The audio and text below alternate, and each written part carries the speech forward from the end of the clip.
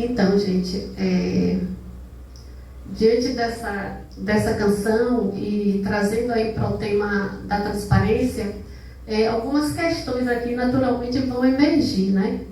Por exemplo, essa festa que Cazuza e que Gal canta, que era pobre, em 88, 35 anos depois, estamos caminhando para isso. Ela deixou de ser pobre? Já somos convidados para essa festa? Outra pergunta. Quem vai responder são vocês, tá? Isso aqui tudo eu ainda vou pesquisar. Isso aqui já está sendo a minha motivação de pesquisa. O Brasil, ele já mostra a sua cara? E as nossas IES? Já que estamos olhando para elas, já vamos pensar nela, né? Então, quando a gente pensa primeiro nessas duas primeiras questões, né? Essa festa já deixou de ser pobre, já somos convidados para essa festa, e a gente pensa no contexto da música, né? Então, Cazuza está escrevendo naquele momento da transição, né, do regime militar para o regime democrático. Essa música ele traz uma queixa social a respeito daquele modo, daquele tempo, como fazíamos as eleições para os nossos representantes. Um período em que ainda não tínhamos eleições majoritárias. A gente não votava para governador, a gente ainda não votava para presidente da República, e nesse momento de transição era aquele momento que foi ser realizado o colégio eleitoral, onde foi escolhido, né, o Tancredo Neves para ser presidente da República, daquele momento de transição. Cazuza manifesta o seu protesto contra aquela forma de eleição, mas a gente sabe que logo em seguida, em 88, portanto, a música é de 88, que a gente tem como marco na nossa história o quê? A promulgação da Constituição Federal, né? Em 88, então, mesmo ano. E no inciso, né, no artigo 14 da Constituição de hoje, que a gente vive, está aqui. A soberania popular será exercida pelo sufrágio universal, né?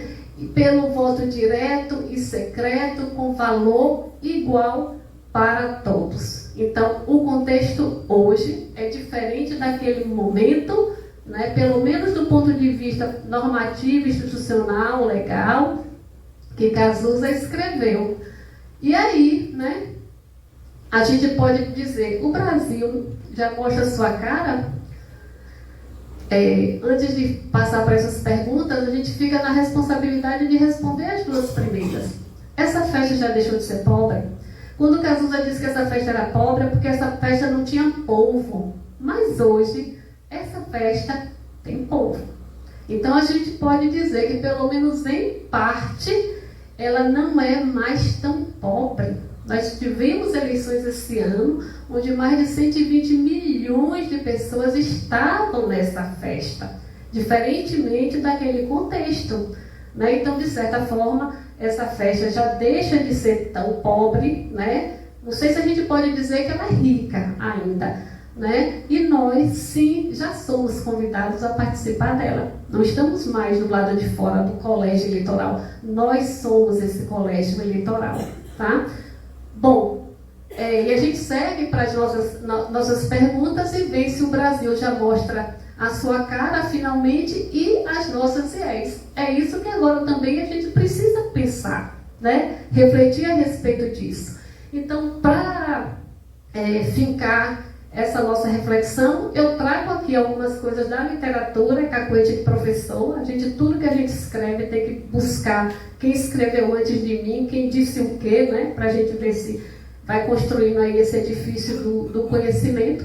E eu pego ali nessa fonte de Cunha Filho um mapeamento de como a literatura internacional e nacional tem falado sobre transparência pública. E aqui a gente localiza que 3 abordagens são tratadas quando falamos de transparência. Uma abordagem mais normativista, outra mais conceitualista e outra mais empírica. Entendo essas abordagens aqui como tipos ideais, né? É um olhar para a transparência. De que forma? Então, eu posso olhar num determinado trabalho, numa determinada experiência, com olhar mais normativista, posso ir para o conceitualista, posso ir para o empírico. E isso não impede, no entanto, que a gente possa utilizar um pouco de cada uma dessas abordagens, tá? Isso aqui é só uma forma da gente classificar os nossos estudos, tá? Então, na abordagem normativista, ela vai associar transparência à democracia, tá? Então, nessa democracia, os cidadãos é que são os donos, digamos assim, né, do sistema, o titular do poder político. Mas, por uma questão operacional da democracia, a gente precisa delegar a decisão para os nossos agentes políticos, tá? Isso é uma delegação, não significa que seja uma abdicação. Você não abdica, você delega. Você continua com o poder, entende? Então, a democracia, nessa democracia, os agentes, que são os nossos agentes políticos, eles têm por obrigação informar e justificar para a sociedade, para os cidadãos, todos os seus atos. E nós, como cidadãos, nós devemos acompanhar, monitorar, opinar e avaliar todas as decisões que são tomadas pelos nossos agentes. Não dá para você entregar um cheque em branco. Não dá para você voltar, colocou A ou B ou C no poder e simplesmente daqui a 4 anos eu resolvo em que número eu vou colocar na urna. A democracia exige esse acompanhamento de todo o processo. Transparência, então, nessa abordagem é um mecanismo para manter a atuação dos agentes sob o controle dos cidadãos, aquilo que, na visão de Bobbio, vai dizer que democracia é um poder onde se exerce sem máscara. Aqui que está, né, o detalhe da transparência, né, para que evite que o poder tenha máscara. Essa abordagem normativista, então, ela parte dessa ideia, né? Transparência leva a participação, participação leva a accountability, que eu não vou entrar muito nesse conceito, eles estão imbricados de certa forma, mas a accountability é um processo bem mais amplo, né? Envolve a transparência, envolve informação, envolve sanção, envolve punição, tá? Então, se transparência geralmente vai gerar tudo isso, é uma questão que ainda na literatura há controvérsia, né? Vai surgir uma outra abordagem, que é a conceitualista, que vai dizer, olha, a mera divulgação de uma série de informações não quer dizer que o governo está sendo transparente. E mesmo que o governo desenvolva uma política de transparência pública, isso não quer dizer que agregue uma eficiência um regime político, que ele se torne mais democrático, porque você, cidadão, simplesmente pode não ter interesse de acompanhar, de ver, né, de saber, de julgar, né, durante esse tempo todo. Então, ela vai trazer agora definições, classificações de transparência, tipologias, né, vai discutir a questão do segredo, né, dentro dessa abordagem. Quando se fala em segredo, eu gosto até de trazer isso aqui, né, a classificação que a gente vê em segredos, né? Segredos rasos, por exemplo, nessa abordagem, são aqueles em que as pessoas transacionam e sabe que o outro tem mais informação do que ele, e vai tomar uma decisão com base em informações incompletas, né? O segredo profundo é aquele que a outra parte sequer sabe, que sabe menos do que o outro. Então, toma decisão totalmente às escuras, né? Nada transparente. Os segredos relacionados à segurança nacional, que são aqueles que podem colocar a segurança do país ou suas relações internacionais sob risco.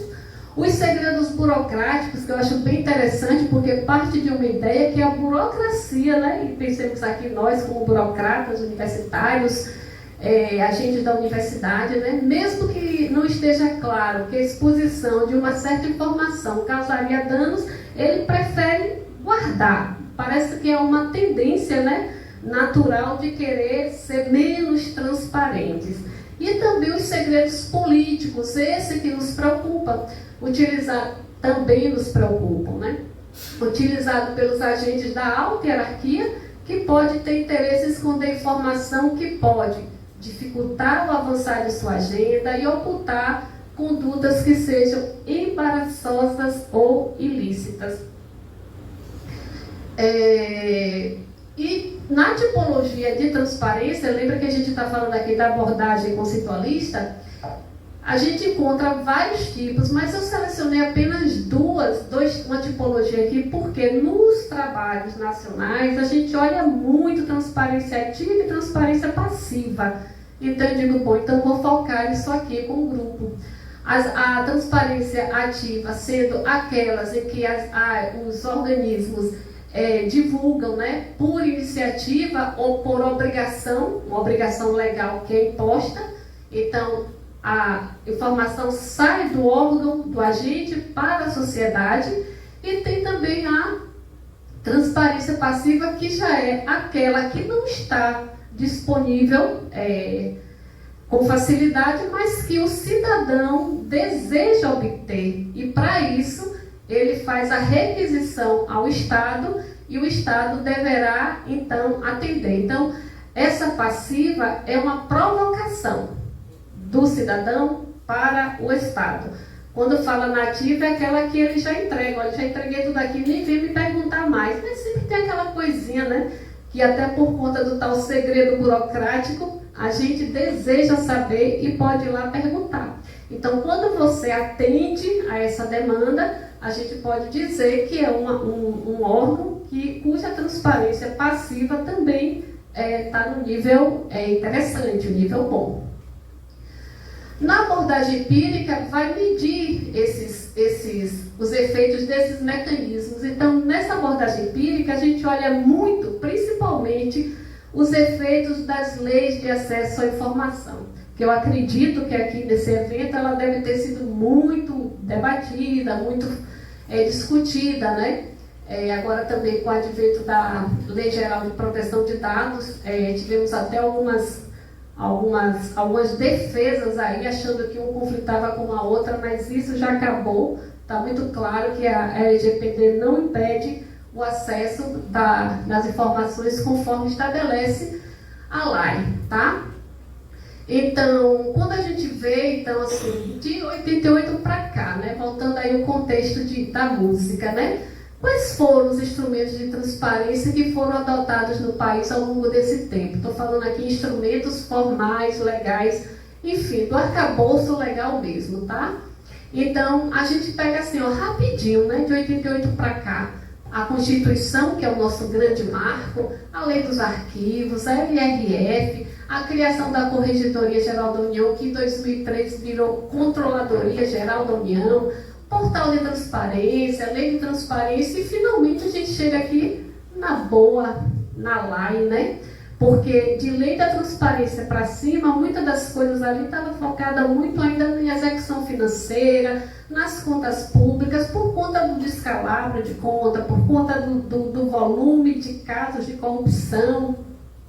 Mas a Lei de Acesso à Informação, ela vem para isso tudo e muito mais, né? Então a lei já abre para um universo que avança, não mais apenas econômico e financeiro, mas também questões de direitos humanos, tudo entra aqui na Lei de Acesso à Informação. Sem dúvida, um grande marco, né, na história aí da luta que se trava no país, para que esse país finalmente mostre a sua cara. Falando em segredos, a lei, vocês já devem ter, melhorou, né? Acho que foi a posição. A lei estabelece, né, as situações de segredo, né? A gente sabe que na lei, a partir da lei, o segredo é a exceção. A regra tem que ser a transparência. E aí ela vai estabelecer as informações protegidas, né, por sigilo legal. Então, se tem uma lei, a lei não passa por cima da lei. Então, sigilo bancário, sigilo fiscal. Então, isso é um dos grupos de exceção. Temos as informações pessoais sensíveis, né? Acho que a Andrea deu um show aqui, falou muito sobre essas informações sensíveis. Está lá definido também no artigo 31 da lei.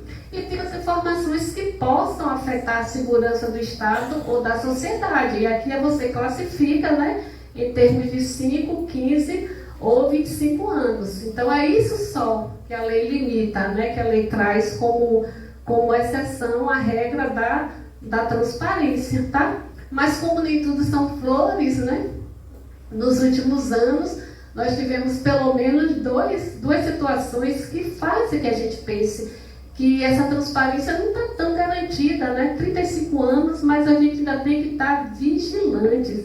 Uma dessas aqui, por exemplo, é a Emenda Constitucional 105, lá de 2019, que criou uma modalidade de transferência de recursos, né, do governo federal para os entes subnacionais, estados e municípios, mediante uma forma de transferência especial, que a gente está chamando a apelida de PIX orçamentária, né? Porque sai do governo federal, entra na conta do estado ou do município, e os organismos de contas, de tribunais de contas, Controladoria Geral da União, do âmbito federal, não tem como fiscalizar mais. Então deixa essa galera de fora e vai ficar apenas sob o olhar dos tribunais e órgãos locais. Então a gente entende que isso aí realmente prejudica um retrocesso no avanço que a gente vinha trazendo até 2011. Para não ficar nisso, tivemos a LDO, a Lei de Diretrizes Orçamentárias, em 2020, que estabeleceu, né, criou esse tal RP9. O problema não está no RP9, o problema está no que acontece a partir dessa alocação, e que a gente vê que, né, a partir daí, as informações que em termos orçamentários, que é uma definição de orçamento, que tem que estar tudo pormenorizado a partir desse indicador, onde você aloca um volume grande de recursos na mão do relator do orçamento, chamado RP9, essas informações que deveriam ser individualizadas, publicitadas, elas não estão sendo de maneira adequada. Então, é isso que a imprensa, né, de um modo geral, apelidou aí de orçamento secreto. É uma parte do orçamento, né? A gente não vai aqui discutir se é muito ou pouco, seja lá o que for. Eu acho que fala em dinheiro público, tem que ter transparência, independente disso, mas é uma situação aí que está posta, né? Que a gente também tem que olhar da agora em diante, continuar olhando, porque tem sido olhado, na verdade, né? Então, aí eu já caminho para finalizar. O Brasil já mostra a sua cara, pelo menos em termos de Brasil, né? Vocês continuem pensando, né? Mostrou, mas parece que mostrou só uma parte, né? Tá, a máscara ainda está em uma parte da face aí, né? Não tem como dizer que já mostra totalmente, né? E as nossas IEs? Aí, para pensar nas nossas IEs, a gente vai procurar os estudos. O que é que os estudos revelam? Eu disse para vocês no início, eu não tenho pesquisa olhando a transparência da universidade, mas vou ter. Porque com esse evento agora eu vou fazer, tá?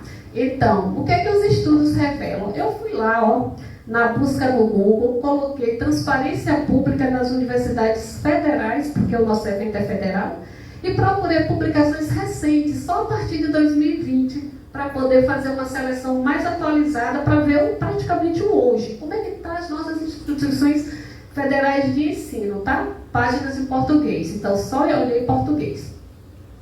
Aí eu achei esse trabalho aqui, publicado em 2021, na revista do Serviço Público, a qualidade das universidades, dos portais de transparência do Nordeste. É um estudo que olhou as universidades do Nordeste. Fez análise, né, dos portais de transparência, né, olhando o quesito de qualidade e usabilidade, e nessa do Nordeste ele selecionou uma em cada estado, porque tem estados que tem mais de uma, né? A Bahia tem uma, o FRP, o FOB, essas coisas todas, então eles escolheram apenas uma e encontrou, né, que a maior qualidade e acessibilidade está no portal da UFPE. Tem alguém da UFPE aqui? Pois é, a UFPE é onde tem a melhor qualidade. Já a Federal do Maranhão é a que eles consideraram com menos qualidade na exibição das informações, né? Localizou deficiência de interatividade, enfim, achou que os níveis de eficiência são baixos na Federal UFMA. Esse trabalho aqui, de Lima, Abdala e Lima Oliveira, avaliou aqui já um total, 63 universidades, né? Que verificou se elas são transparentes nos quesitos transparência ativa e passiva que estão lá dispostos na lei. E eles vão chegar à conclusão que existe um comprometimento maior em responder no tocante à transparência passiva, em detrimento da transparência ativa, né? Então, o atendimento na passiva, 71, na ativa, de 56. E localizou vários obstáculos, né? Quando a gente fala em transparência passiva, lembra que é aquele que você, cidadão, demanda a informação do órgão. Então, o que é que ele disse aqui? Olha, de interpretação errônea do que foi perguntado, envia de arquivos em formatos variados, complexos e não amigáveis. Então, quanto à transparência ativa, também observaram que havia descumprimento, né, em relação às orientações utilizadas como parâmetro. Então, aqui a gente também tem um indicador de que há espaço para a gente melhorar, crescer em transparência nas IES. Esse trabalho do Oliveira verificou as universidades do Rio Grande do Sul. Observa que isso é de norte a sul, tá? Por isso que eu estou trazendo esses exemplos assim, para a gente não dizer, olha, aqui e ali. Não, é um país como um todo que demanda medidas para melhorar a questão da transparência nas IES. Então, ele avaliou as informações publicadas nas universidades de lá e verificou que nenhuma das universidades analisadas cumpre de forma plena os requisitos pertinentes ao tema. Quanto à teoria, a transparência ativa, 2 estão no estágio significativo, em teoria, em transparência ativa, e 4 apenas na transparência ativa moderada. Tem mais esse trabalho aqui, que verificou aqui a região sul do Brasil, e aqui já não é mais o Rio Grande do Sul, mas a região sul do Brasil, né?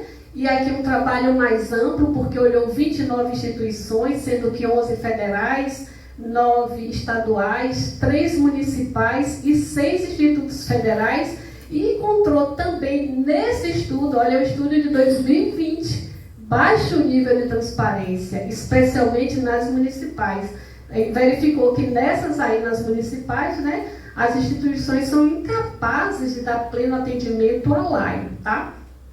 E o último trabalho, esse daqui, do Santos e Souza, analisou os parâmetros da governança nas federais, e aqui também pega todas as federais, mas eles utilizaram como um olhar a partir do resultado do Tribunal de Contas da União. Então, como foi que o TCU analisou a governança, a transparência dessas IEs no ano de 2021? É o último ano, né? A gente tem informação aqui da hora, informação fresca. Então, o resultado que ela avalia também, todos, né, resultados insatisfatórios na avaliação de governança do TCU, que o TCU fez com referência às universidades. São trabalhos que estão publicados, que vocês vão achar com muita facilidade. E para a gente continuar pensando, o que é que eu vou sugerir a vocês? Se puderem, vocês devem conhecer, acredito que conheçam, mas não sei se fazem uso, porque muitas vezes a ferramenta está aí, mas a gente não utiliza, né? É aquilo que a gente discute lá na teoria, na abordagem conceitualista, porque muitas vezes o instrumento está, mas ele não faz efeito porque nós, cidadãos, os interessados, simplesmente ignora. Então, não é simplesmente disponibilizar que vai gerar participação, democracia, situações dessa natureza. Tem um contexto aí que precisa ser mobilizado para fazer que a gente saia da nossa posição de conforto para poder ser cidadãos mais atuantes. Então, nesse painel, que é da CGU, chamado Painel Lei de Acesso da Informação, a gente pode acompanhar o monitoramento e o cumprimento da lei pelos órgãos e entidades do Poder Executivo Federal. Consultem, quando possível, e vocês vão ter surpresa em relação às universidades, por exemplo. Lá no LAI são 306 órgãos ao todo, federais, que são analisados no portal. E ali tem o ranking, tem tudo, transparência ativa, transparência passiva, né? Aí você vai, eu olhei ontem, eu não trouxe o levantamento não, porque eu prefiro deixar vocês curiosos. Chega lá e coloca o UFBA, o FMA, o FPE, o FRJ, o FPR, o F qualquer coisa aí, e vai verificar onde é que pode melhorar. Tá tudo lá. Falta só a gente fazer. E aí, né? Vocês é que vão responder. As nossas IEs são transparentes. Se a gente for olhar pelos estudos que estão publicados, né? Ainda falta mostrar muito da cara delas. E se você olhar lá no LAI, no painel da CGU, você vai verificar questões, por exemplo, de contas públicas, porque despesas e receitas em várias universidades está lá no vermelho, como que não informa corretamente, né? Vocês vão ter surpresa, vai ter universidades com tudo verde, né? Tudo atendido, né? Então, assim, é curioso e é bom. Então, essa resposta que eu daria, né, esse levantamento exploratório, que a gente chama isso aqui de exploratório, porque ainda não é com rigor científico que a gente faz quando coloca uma pesquisa aí e submete aos pares, né? Então, nisso aqui, meu pressuposto para essa pesquisa é de que ainda não avançou. Temos aí uma legislação, temos muita coisa aí mostrando que avançamos. Mas aí dizer que já mostramos a nossa cara, eu não trago essa hipótese para o meu trabalho. Eu tenho certeza que a gente caminha para provar que não, tá? Aqui, por último, só eu quero agradecer a vocês, dizer o meu muito obrigado, né? E deixar aqui meus contatos da UFBA, meu e-mail, meu Instagram e o Instagram do nosso grupo de pesquisa, convidando vocês a curtir, comentar e, quem sabe, né, se integrar a esse grupo, que a gente tem professores do Paraná, professores do Rio Grande, de Santa Catarina, também trabalhando nessa plataforma comigo. Muito obrigada!